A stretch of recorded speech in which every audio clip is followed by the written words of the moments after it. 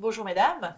Fadila Harar, vous êtes Sales Manager chez ETS Global. Vous, Liana Berkowitz, vous êtes en charge des relations académiques pour le TOEFL, chez ETS Global toujours.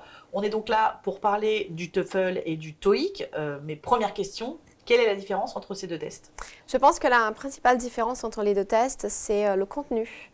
Donc le TOEIC sera sur un contenu d'anglais professionnel général et le TOEFL sur un contenu d'anglais académique, exclusivement académique. Et alors concrètement, comment se déroulent ces tests? On va les prendre dans l'ordre. Par exemple, le TOEFL d'abord. Comment ça se passe? Le TOEFL se déroule sur 3 heures.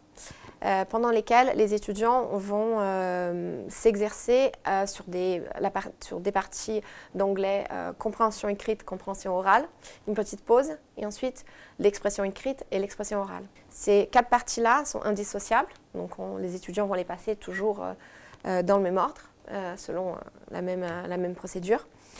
La partie d'expression orale et expression écrite sont passées sur ordinateur. Donc, il n'y a pas de jury. Donc, les étudiants auront des questions qui vont s'afficher. Ils vont écouter des conférences, ils vont lire des articles et ils vont devoir répondre à des questions par rapport à ce qu'ils auront entendu et écouté. Et pareil pour l'expression écrite. Ils vont devoir répondre par écrit sur ordinateur. Ils vont devoir réagir sur des documents et des questions qui leur sont posées. Très bien. Et pour le déroulement du TOEIC, vous pouvez nous en dire plus?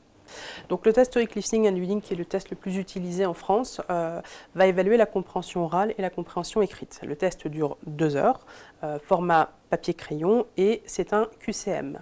La partie listening, donc la compréhension orale, va durer 45 minutes et la partie reading, donc compréhension écrite, va durer 1h15.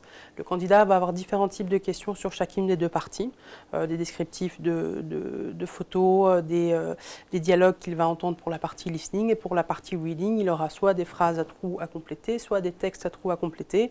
Et la partie qui est généralement la plus complexe et qui prend le plus de temps, c'est la dernière partie sur laquelle en fait le candidat va avoir des questions sur un groupe de textes. Donc il va devoir aller chercher les réponses d'un texte à un autre pour pouvoir répondre à sa question.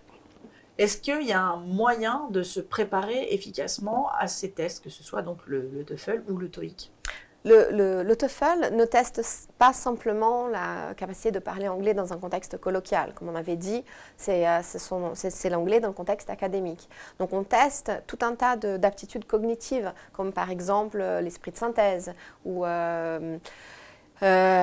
l'enchaînement d'idées, la justification d'idées, donc trouver ce qui est important sur un texte ou sur un discours par rapport à ce qui est secondaire. Donc en fait, on s'entraîne en déjà améliorant son niveau d'anglais, en écoutant de l'anglais, en pratiquant de l'anglais, en écoutant par exemple des TED Talks ou la radio en anglais ou lisant des articles de vulgarisation scientifique par exemple. Donc c'est important de se mettre dans le bain parce qu'on ne bachote pas ces tests-là. Bien qu'on puisse les découvrir à l'aide du MOOC, à l'aide de tests blancs que nous avons à disposition, c'est une préparation en fait à l'anglais tel qu'il est parlé, tel qu'il est vécu, tel qu'on l'expérimente dans ce contexte académique. Donc on se prépare en améliorant son niveau d'anglais. On ne se prépare pas donc 2 semaines avant?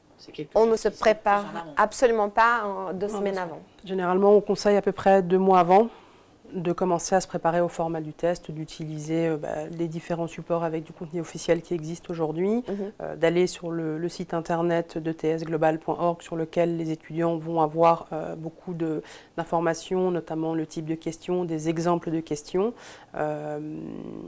Et c'est un moyen pour eux de commencer à se préparer au test. Et comme l'a dit Liana, ne pas oublier qu'on est sur de l'apprentissage de l'anglais et de l'évaluation de l'anglais, donc de continuer à s'améliorer en anglais. Le TOEIC et le TOEFL répondent à une logique qui est valable pour tout. C'est une question de préparation. Il faut se préparer, il faut s'inscrire en avance, il faut se documenter. On ne s'inscrit pas à la dernière minute, on le passe pas à la dernière minute, on n'improvise pas si on veut avoir un score qui reflète vraiment son niveau. Merci beaucoup pour ces éclairages.